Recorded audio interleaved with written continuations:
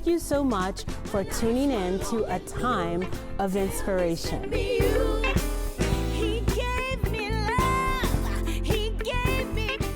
Tonight, before we ask the first question, I just want to let you all know, this is being documented in a virtual exhibition catalog, which before we do the opening and the questions, we're going to do another interview for A Time of Inspiration, which is a platform which highlights and showcases our virtual exhibition catalogs, which is the documentation for this exhibit.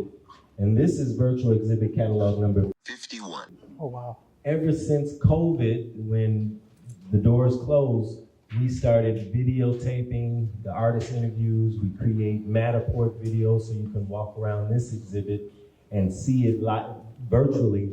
But then the Metropolitan Museum of Art in New York will document and preserve this history of ours. So we are about to document this. So you may be a part of the documentation, but this is virtual exhibit catalog number 51. And we're going to go ahead and proceed with our taping, and I'll get started. Thank you so much for tuning in to A Time of Inspiration.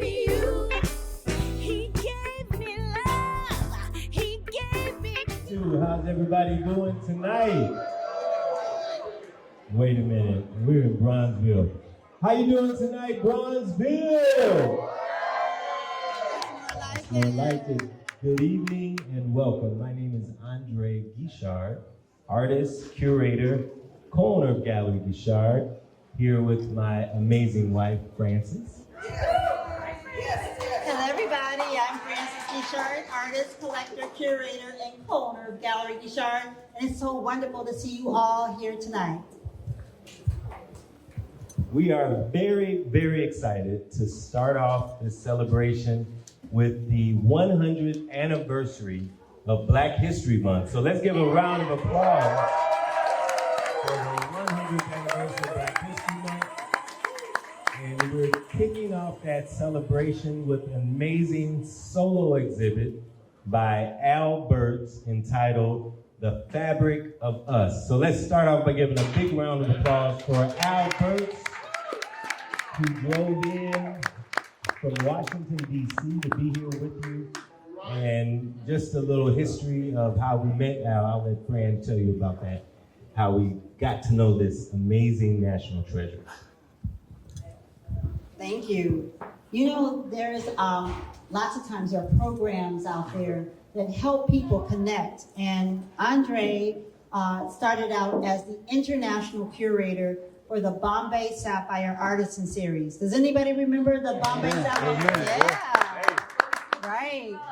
You said what? 35th. That's right. 3521 South King Drive. We started out there, and the program took us around the country where we were able to meet artists from all over the country. And Burts is one of those artists. We met him in Washington, D.C. It was a juried art contest where many artists, thousands of artists made submissions to the program, and Andre and several other people selected it through another organization, the main artists that would participate in each of these locations around the country. And then Andre would then be the spokesperson at various different locations, including Canada. And then it got so big that I needed to come on board. So I was one of the spokespersons. And we selected artists that took their trajectory up to a different level. So when we met Al twice won the contest. Went to Bombay, went to Art Basel, so all 11 markets, one artist was selected to go to Art Basel, and during let me take that back. They went to Sculpt Miami Beach during Art Basel. Yeah. And when they were there, they competed amongst themselves, and one winner would win the ultimate prize. So we are so blessed to have met Al. Al worked with another amazing artist, Laz Alonso, yeah. Right? They made a movie about his artwork, so it was out there somewhere in the sphere. Yes, congratulate Al, because that is an amazing feat.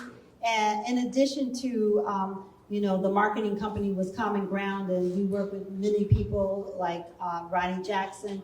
And it was just a wonderful time. And this is a corporation that was able to move the needle in art and to make sure that artists got the exposure and recognition. Thank you, Francis. So now, 12 years later, we've been representing Al, and he's built a following. Many of you in this audience have collected Al Burts' work over the year. If I could just see by a show of hands, people who own an original Al Burts in their collection right now.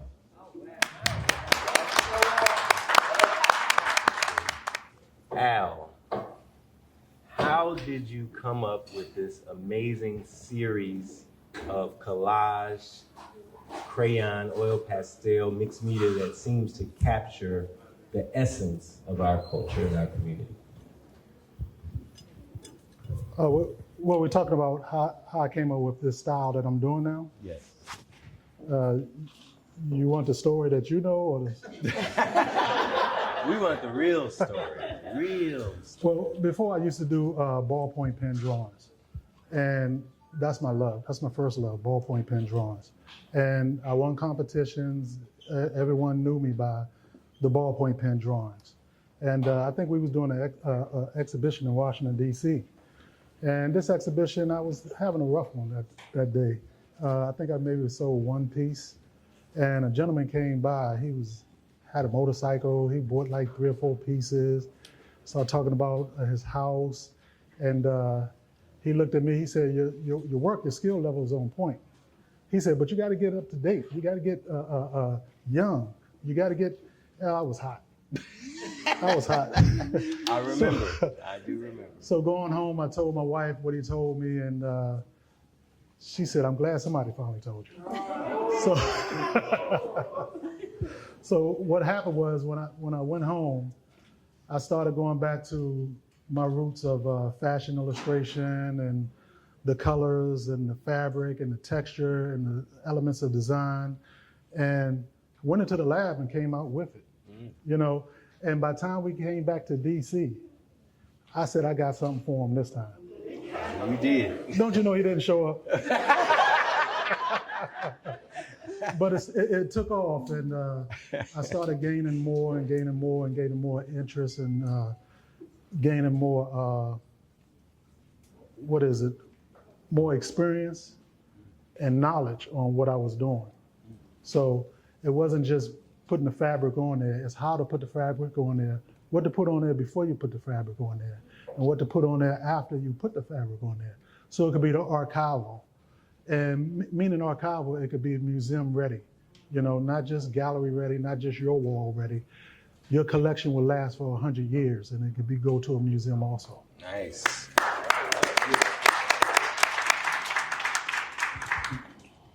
So Al, the faces and the people in your work, they all look like they could be related, almost like a community of family. Tell us a little bit about the people in your pieces. Well, as far as the people in the pieces, you know as much as I know, simply because as an artist, you want to go away from just creating. You want to receive. So once you sit down there, you just receive what's coming to you. And the faces, the images, the cutouts, everything is what's coming to you. You back up from it and you see what you did later.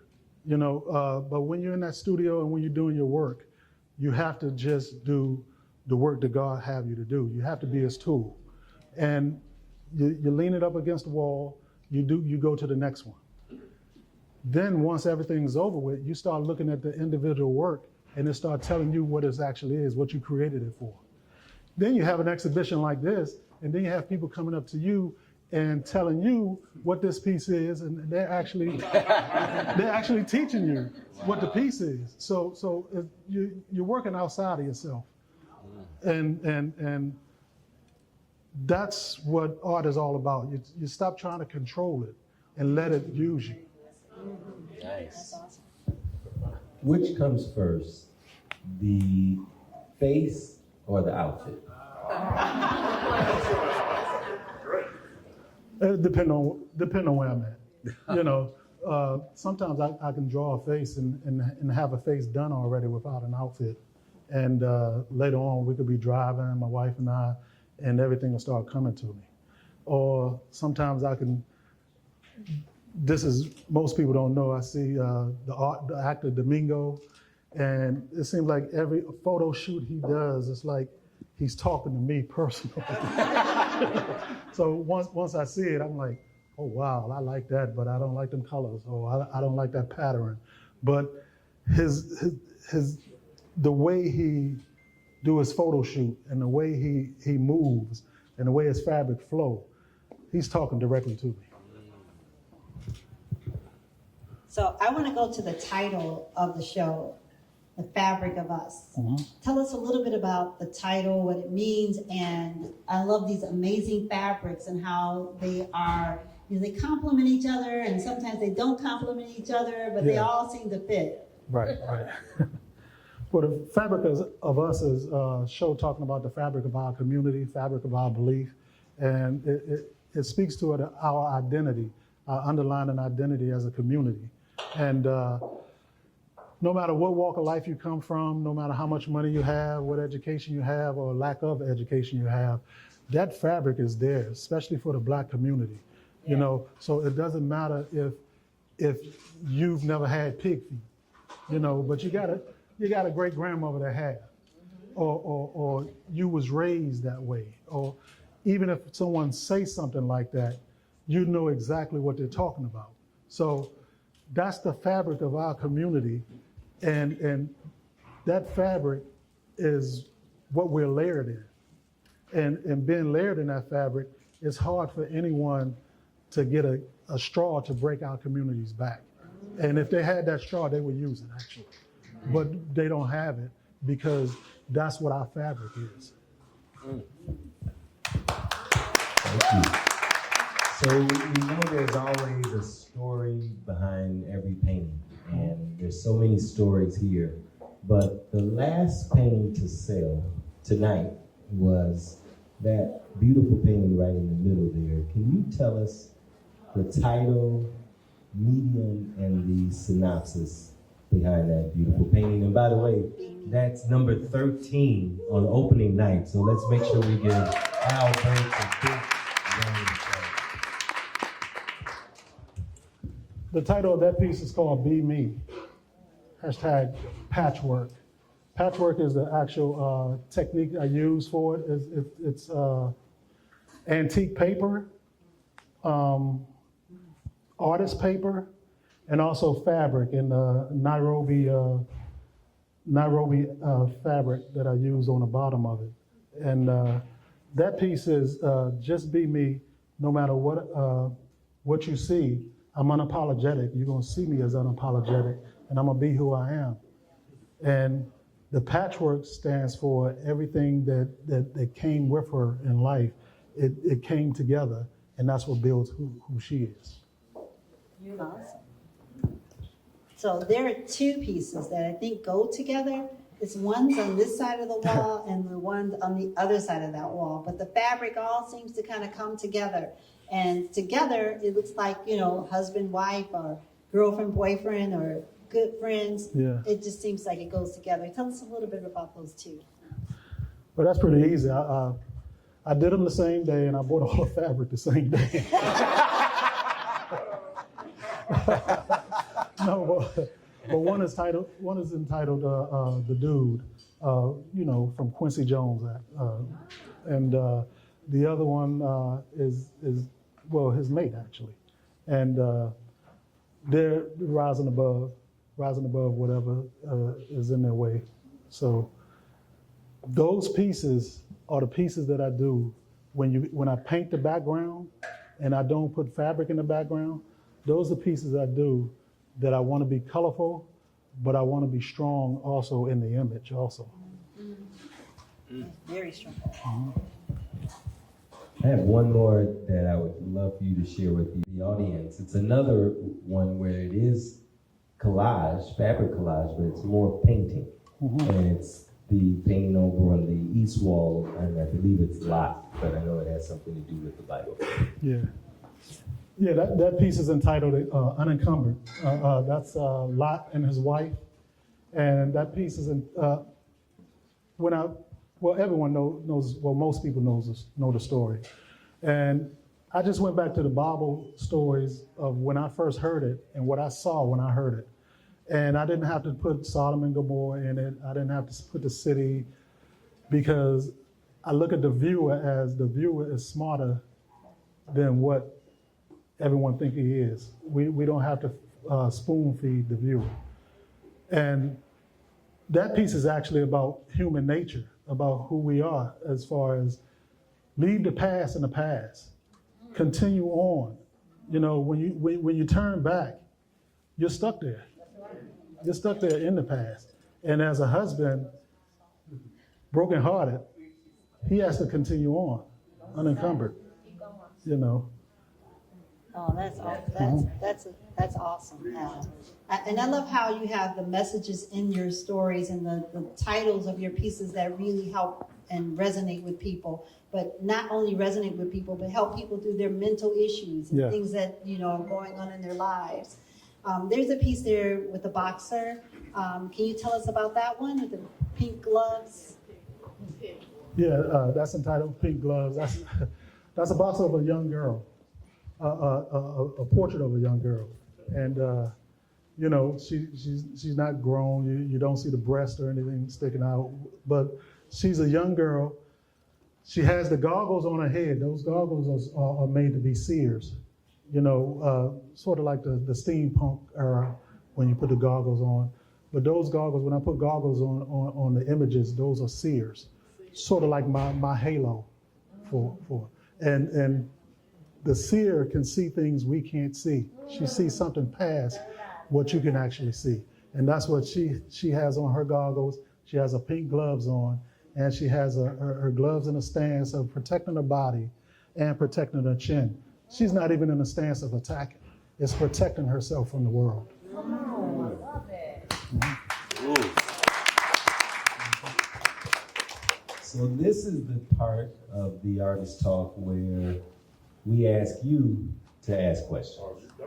And no question is a stupid question, because we're all learning and educating ourselves about fine art, collecting our national treasures, because this is an example of your national treasure, and all of this appreciates. So we have to not be afraid to learn, and this is the time. So anyone who has a question. It's about my height now. Thank you for your beautiful artwork. One of the questions is a multiple question. When do you consider a piece finished? And when you put your art out here, are there times you look at your work and you want to modify it? That's all the time. And all the time. All the time. I cringe all the time when I see pieces. Even when I go to people's houses and they say, I bought this piece back when. And I'm like, okay, that was good for back when, but now this needs this or that. But I don't say anything like that. But that's how I feel. Yeah.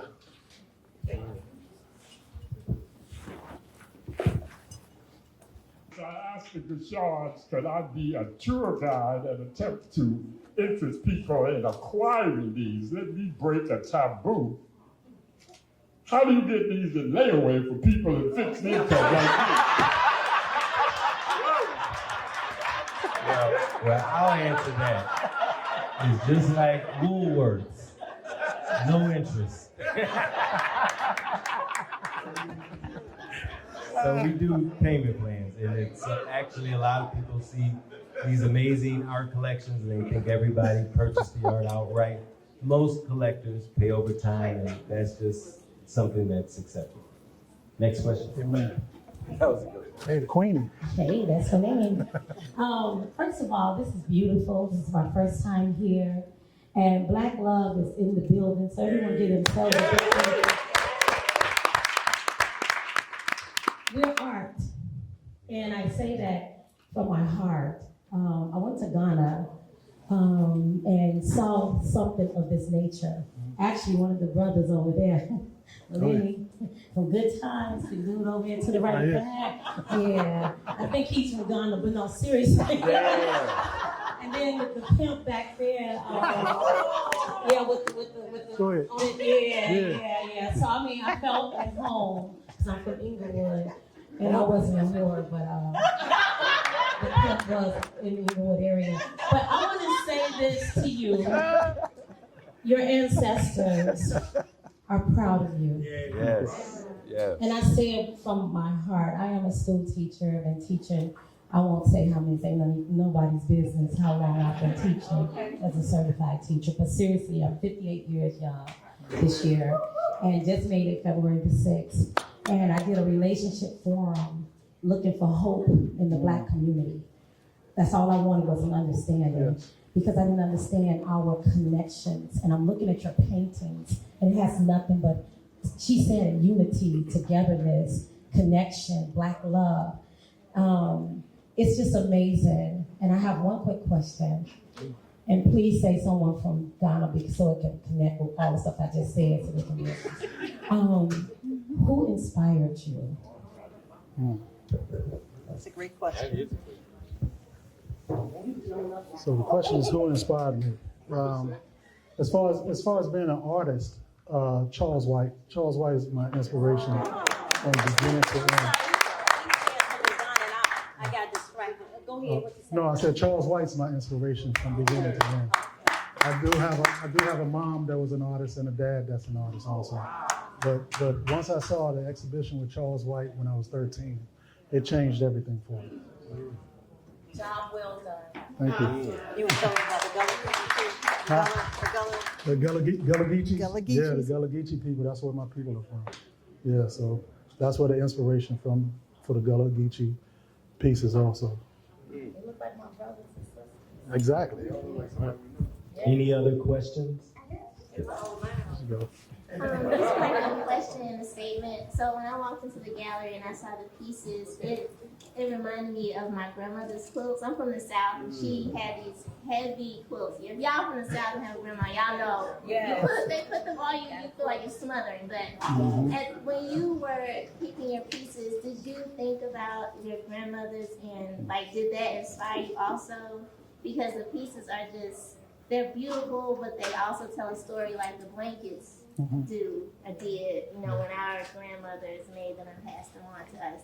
And your art is absolutely beautiful. Thank you. Thank you. Oh, did you answer? Oh, did I answer the question? Yeah, inspiration from my grandmother. Yeah, I was raised by my grandmother and great-grandmother. And if you don't know what that means, that means they ask you to come, they live in the same house, they ask you to come and take them to the store. And when you get to the grocery store, they get 2 different tarts. And when you get to the register, you got to run and put things back because, oh, you got the bread, or no, you got the sugar. Yeah, but yeah, those quilts took colds out of you, they took the flu out of you, everything, yeah. Nice. Congratulations, brother. Thank you. Very rarely do people sell original paintings, but we are at Gallery Guichard, so That's right. hopefully this is not too intrusive. How do you come up with the prices from one artist to another? Right, well, how do I come up with the prices? The prices come the past 20 years. That's how I come up with the prices. I've started off with $50 portraits for people. So the $50 portraits came, and that money got my kids candy when I left from work and stuff like that. But and then I moved up to the $250 paintings, and it was a whole process.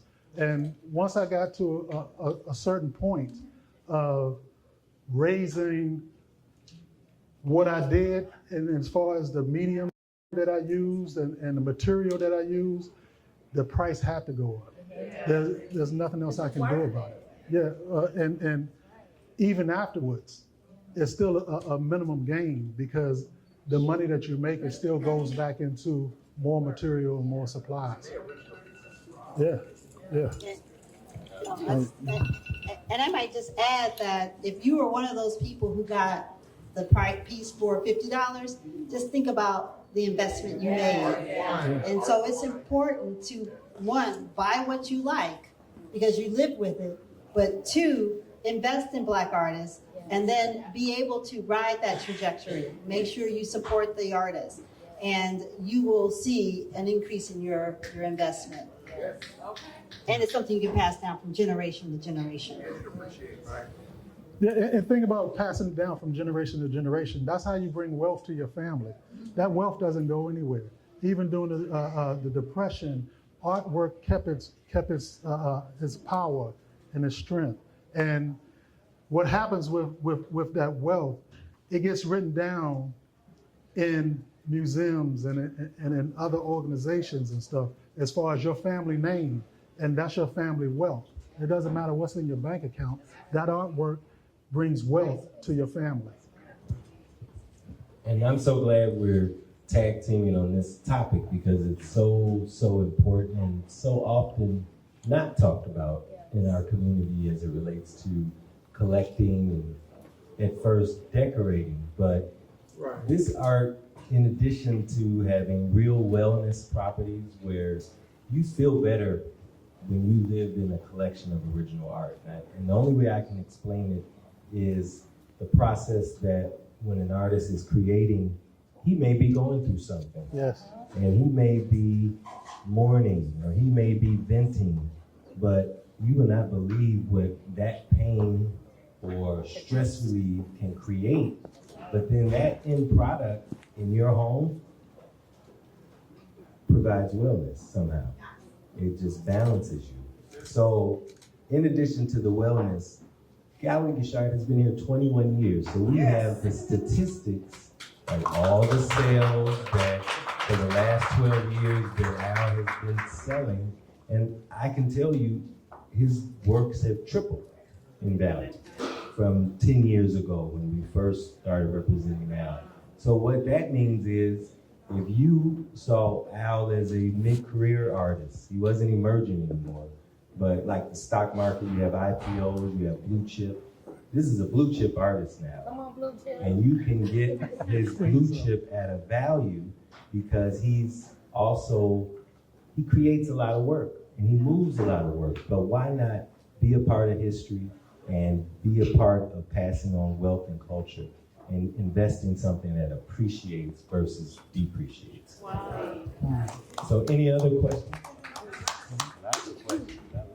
I love it. Hi, Hey. my name is Maya, and I've actually been working with Guichard for this summer will be 2 years.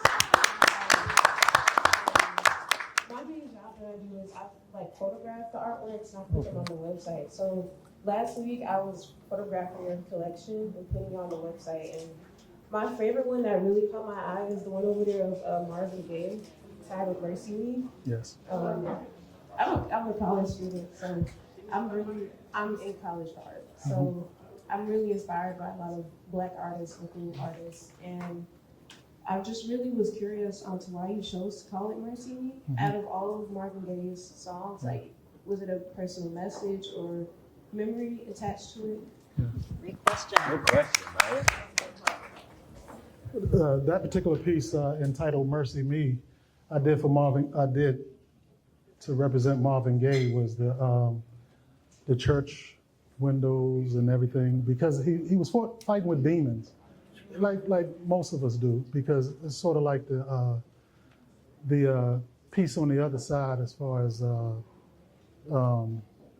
Cain and Abel. You know, it was one man, two natures. You're fighting with two natures. And that's Marvin Gaye. Same with DMX and stuff like that. They're fighting with what's in them, with what was born in them, actually. And you just have to starve one nature and feed the other nature. And that's what I entitled that "Mercy Me," because a lot of times you don't know his story. I don't know his story. But from a tragic death, you would think, well, he lost. He lost a battle. But we don't know that. I don't know if he lost a battle or not. So the only thing I can say is "Mercy Me." Great. Thank you, Al. Next question. Hi, my name is Aubrey. Hey, Aubrey. I just had a question. I don't really have to go on speech like everybody. But what was your motivation to keep making more paintings? Very nice. Thank you, Aubrey. My motivation to make more paintings was growing up like you, art came easy to me, like many other artists. And since it became easy to me, I became wanted to be a football player, not an artist. And my grandmother watched me play football and said, "No, you're an artist." Hey. But even after going to college and everything, I joined the military, and I was just trying to do all kinds of stuff. I wanted to be this, I wanted to be that. And I found myself in position 1 hour before sun up, and I sat there and I watched the sun coming up, and we're at war at this time. And I told God, I said, you know, I went to art school, I'm an artist. I said, if you do this for me, if you get me through this, I won't turn my back on it again. You know, I study, I do what I have to do, and that's exactly what I did. Even the things that I learned in school, as far as I learned because the elements of design, remember it. You know, I never applied it. You know, but once I started applying it and God started bringing things to me and I started understanding what art was all about.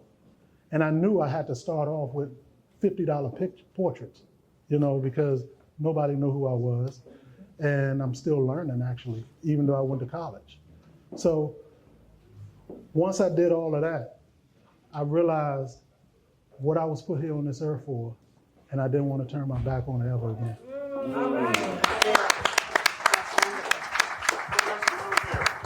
Army. Air Force. Hello. Hello, my name is Howard. And Andre, you took a little bit of my thunder, pointing me in the right direction where I want to go. You talked a few minutes ago about wellness, and I've heard, you know, a lot of your responses tie into that. I just want to speak and ask you a question. I'm a mental health therapist, and that's what I do professionally. And I can tell you, personally and professionally, that the healing power of the arts. You know, in ancient Africa, before there was any such thing as psychologists and so on and so forth, some of the very first healers were musicians and artists. And our ancestors understood how to transmit that power through their music and through their art. So there's a real force behind it. There's a real science behind the healing power of art and music from the spiritual psychotherapy standpoint. So what I would like to ask you, brother, is how do you see your work as it relates to the healing of our people, of course, but any human beings who happen to come in, I think, you know, they can feel it. Yeah. So I would like to just speak to that, because I've heard you touch on that in some of your comments. Yeah. Great question. And as far as the healing, I'm on that side also, as far as healing with the artwork. Even my artwork, I heal with, because even last month, I really couldn't even stand to do the work. You know, beginning of last month, I had 4 pieces in this exhibition done. You know, but you know, I was laying flat on the floor, doing my work, dragging stuff to the studio, dragging stuff out of the studio. Family got out of the way. They knew what was going on. Music playing everywhere, and you know, I have Crohn's disease, and I had it real bad the last 3 months, and lost a lot of weight. So I told my wife, I said, I don't even know if I'll be able to do this show. And she said, well, you better do this show because Andre. So once I talked to God, and God told me, just work one piece at a time. And next thing you know, I was finishing 2 or 3 pieces in one day. I just continued on with the music, you know, and the music was guiding me through everything. I hadn't watched a TV show in over 2-3 weeks, you know, and the music guided me through everything. And as far as the healing, I lost my mom last year. I was supposed to do a show in October here. I lost my mom, and then Chrome started kicking in, and I knew what was coming after that, after the Chrome started kicking in. And I just didn't want to do art. I didn't want to do anything. And I got the stink face from Andre, but my wife got him to understand what was actually going on. So when you say what was healing for me, I actually went through it preparing for the show. The healing and the mental health healing is always with me because as far as doing my artwork, it's mine. I felt it's mine. But then once I finished the piece tells me what it is. You know, and once it tells me what it is, I start learning from it. You know, I have a piece back there called Apply Within, and it talks to the mental health as far as it looks like the guy sitting outside with a sign that says help wanted. And his vessel is empty, but he's sitting there contemplating, and the title is Apply Within, meaning he has to put the application within himself and apply within himself and fill that empty vessel up. Sort of like Jesus Christ did during the wedding, when the wedding was out of wine. You had to fill that empty vessel up for the spirit of happiness to come back. So.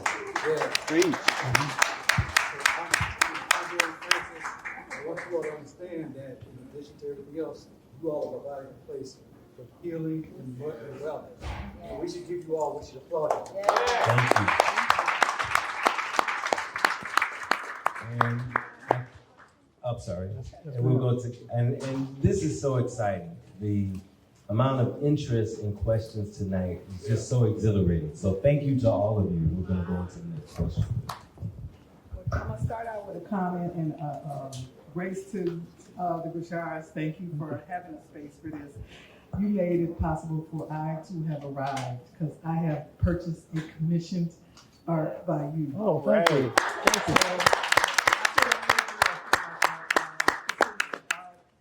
But I was wondering, because I also like our artist, Lisa Butler, and Oh, some yes. of your stuff reminds me of her stuff. Mhm. So I know you are an elder to her. Yes. Has she followed you? No. She needs to. No. Next question. Thank you, Mr. Burts, for sharing this wonderful artwork with all of us. Thank you, Caroline. Gallery Guichard, for having it here. Now, Mr. Burts, what I'd like to ask you is, can you predict what the next phase of your artistry will be? Yeah, well, I can always predict because I started off with, I wanted to do carving into the wood also, as far as making more of the soft sculpture come out a little more as far as a relief sculpture and the carving into the wood. I've touched on it already, but like you say, you want to make God laugh, you know, tell him what you got planned. So I still got to sit and wait to receive what he had for me. So, Mr. Burts, you know I love your pieces. I'm blessed to have 3 of them. I told my husband tonight I was leaving my credit card at home, but I still put a sticker on the one that you were just talking you got it. Thank you. So my question is, do you ever complete a piece and say, I don't want to sell this one, I want to keep it? Yes. Yeah, I do complete a piece and don't want to sell it. And the main one is the piece back there with the grandmother sitting at the kitchen table before she started fixing breakfast. That's one of the pieces that I would like to hang up in my house after it's said and done. Tell us the story. Oh, well, growing up with my grandmother, it's every morning you get up and she's having her cup of coffee before she starts cooking breakfast. But during that time she's cooking breakfast, this is the time to plead your case or whatever's going on. And she'll sit there and listen to you. And after she's finished listening to you, she'll tell you the avenue of approach of what to go, or if she got to get on the phone and yell and fuss or cuss at somebody, or sit there and call you a dummy, you know? But that was the time to talk to her, and that was the time to listen to her stories. And growing up with her, even family members, even her kids didn't even know things like she retired from the Army during the war. you know. And the only way I knew that was because I sat there and listened to her. And then my kids came up, because she was my great grandmother. Even my kids came up and heard her stories, because I let them sit there with her also. And she did the same thing. And her dress is sort of like her armor. That's the fabric of it. You know, it's tattered, it's an old house dress. But that's her armor. That's what she put on in the morning. That's what she's ready to start the day with, and whatever she has to do. And now Sunday mornings, she got her hat on and stuff. You'll get a different woman. I love it. And I think that's the note of closing out on such an amazing experience. Let's first give a big round of applause and Chicago welcome for Al Burts.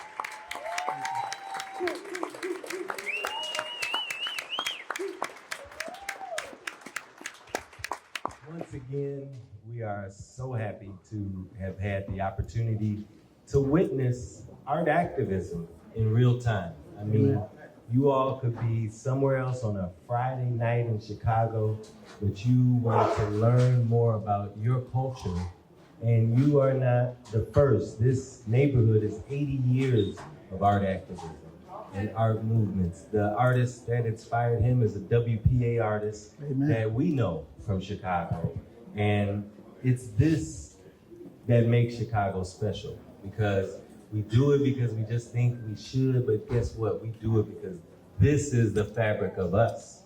This culture, this natural treasure, recognizing that this isn't just about beauty, but during COVID, there was a reason the people like the Granthams, who have amazing collections, were always happy, because they were living with original art. We sold more art during COVID because more people were realizing they were stuck in these houses with no culture, and they were depressed. So you are right, I didn't understand the science of it, but we experienced it. So tonight is special. You heard that Al, for 3 months in pain, finished this work for you. So let's give Al another round of applause. And I'm going to end with, most of us have different kinds of jobs. You can go to work, you can have a bad week, nobody will know. You can not turn on your computer. Maybe your boss might not know. Al has to undress himself today to show you what he's been doing at work. Who has to do that? And he's been sick, so guess what? He still had to produce, and he did. So I want to just give Al a major round of applause and respect for doing what you do and coming Yeah, Al is amazing. I just love working with Al. His professionalism is also something noteworthy. So I just want to thank a time of inspiration. It gives us the platform. We're on Spotify, Can TV, and Apple TV, and you might just see us sometimes on, when you turn on your television, these virtual exhibition catalogs will be playing. And virtual exhibition catalog number 52, Al Burts, will be out there, and it'll also be on our website. And again, the information goes to the Museum of Metropolitan Art in New York. So we're so proud to be able to sponsor Al Burts here. And thank you all for coming out. See art, love art, buy art, live with original art. Go Bronzeville! Thank you so much for tuning in to A Time of Inspiration.